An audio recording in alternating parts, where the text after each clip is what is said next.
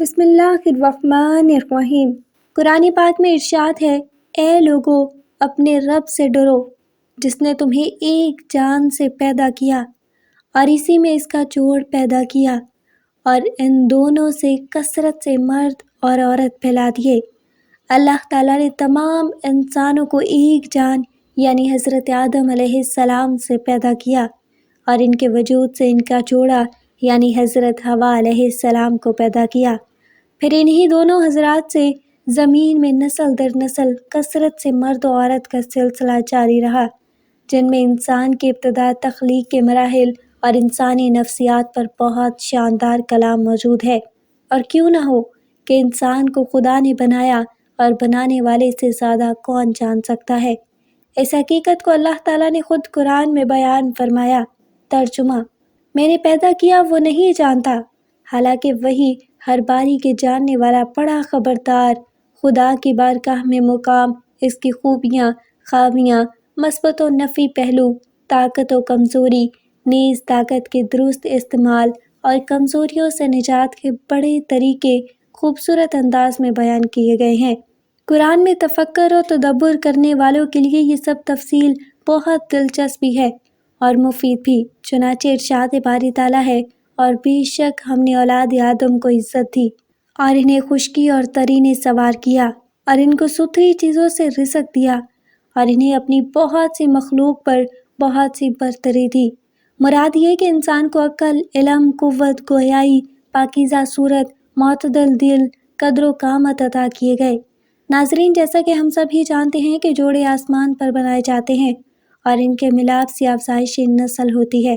ارشاد ہے کہ اللہ زمین و آسمان کی بادشاہی کا مالک ہے، وہ جو چاہتا ہے پیدا کرتا ہے، جس سے چاہتا ہے لڑکیاں دیتا ہے، جس سے چاہتا ہے لڑکے دیتا ہے۔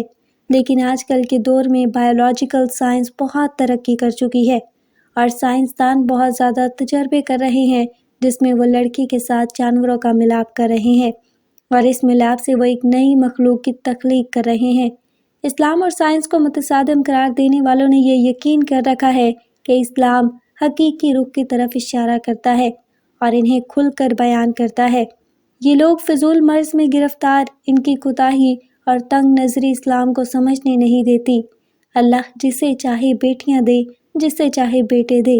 اس میں میڈیکل سائنس پر یقین رکھنے والے یہ نہیں مانتے کہ میڈیکل سائنس نے تو اس پر زیادہ تفصیل بیان کر رکھی ہے کہ اس پر کسی کو قدرت ہاتھ سے نہیں، بلکہ یہی نظریات 1400 سال پہلے رسول اللہ صلی اللہ علیہ وآلہ وسلم نے بھی کھل کر بیان کیے ہیں۔ یہ واقعہ سائنسی تحقیق سے بہت پہلے کا ہے کہ جب بچوں کی پیدائش کو جانچنے کے لیے کوئی لیبارٹری موجود نہیں تھی۔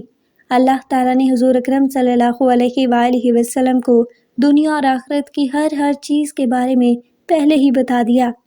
آپ صلی اللہ علیہ وآلہ وسلم کو یہ بھی علم عطا کر رکھا تھا کہ آپ صلی اللہ علیہ وآلہ وسلم نے یہودی کے سوال پر انہیں یہ سوال پوچھا تھا کہ یا رسول اللہ، آپ ہمیں یہ بتائیں کہ لڑکی کس طرح پیدا ہوتی ہے اور لڑکا کیسے پیدا ہوتا ہے۔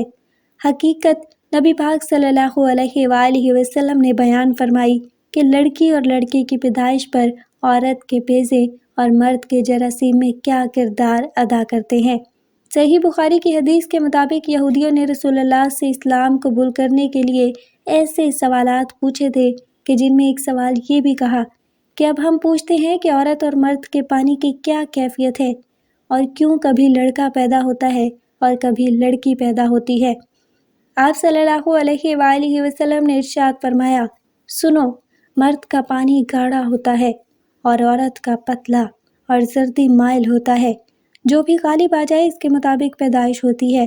جب مرد کا پانی عورت کے پانی پر غالب آ جائے تو حکم الہی سے اولاد نرینہ پیدا ہوتی ہے، اور جب عورت کا پانی مرد پر غالب آتا ہے تو حکم الہی سے لڑکی پیدا ہوتی ہے۔ یہ جواب سنتے ہی یہودیوں کے سردار نے اسلام قبول کر لیا تھا۔ حضرت عبداللہ بن سلام جو اللہ کے رسول صلی اللہ علیہ وآلہ وسلم کی بات سن کر کلمہ شہادت پکارتے تھے، انہوں نے عرض کیا کہ یہودی بہت بے وقوف لوگ ہیں، اگر انہیں میرا اسلام لانا پہلے سے معلوم ہو جائے گا تو وہ مجھے ملامت کریں گے۔ آپ صلی اللہ علیہ وآلہ وسلم مجھ سے پہلے ذرا انہیں قائل کر لیجئے، اس کے بعد آپ کے پاس جب یہودی آئے تو آپ سے پوچھا کہ عبداللہ بن سلام تم میں سے کیسے شخص ہیں؟ انہوں نے بہت ساری اچھائیاں ان کے سامنے بیان کی اور کہا کہ وہ بڑے بزرگ اور دانشور بھی ہیں، بزرگوں کی اولاد میں سے ہیں، اور وہ ہمارے سردار بھی ہیں اور سرداروں کی اولاد ہیں۔ آپ صلی اللہ علیہ وآلہ وسلم نے ارشاد فرمایا وہ مسلمان ہو جائیں تو پھر تمہیں اسلام قبول کرنے میں کوئی مسئلہ یا پریشانی تو نہ ہوگی؟ کہنے لگے نعوذ باللہ، وہ مسلمان ہی کیوں ہونے لگے؟ وہ تو ہمارے سردار ہیں اور بہت پکے ہیں اپنے عقیدے کے، وہ اپنے مذہب یہودیت کو چھوڑ کر کبھی بھی اسلام قبول نہیں کریں گے، وہ ہمارے سردار ہیں، ہمیں ان کا خوب پتہ ہے۔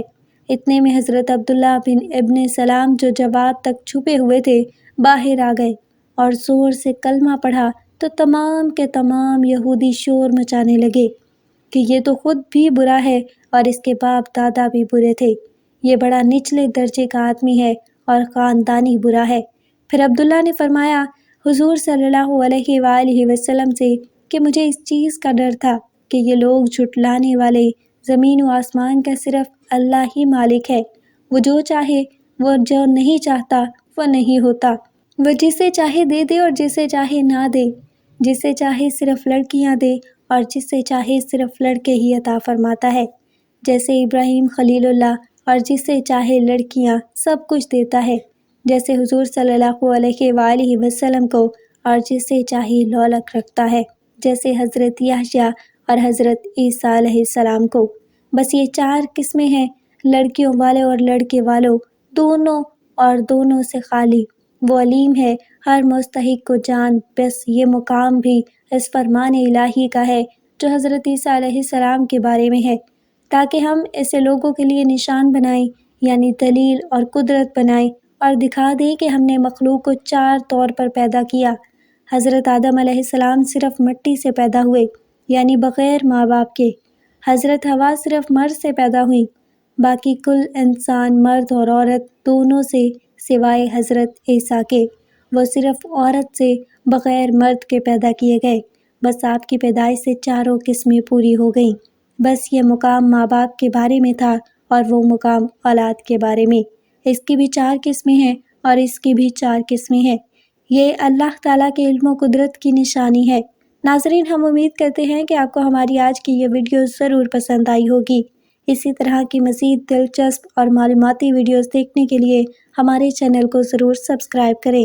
اللہ تعالیٰ ہم سب کا حامی و ناصر ہو۔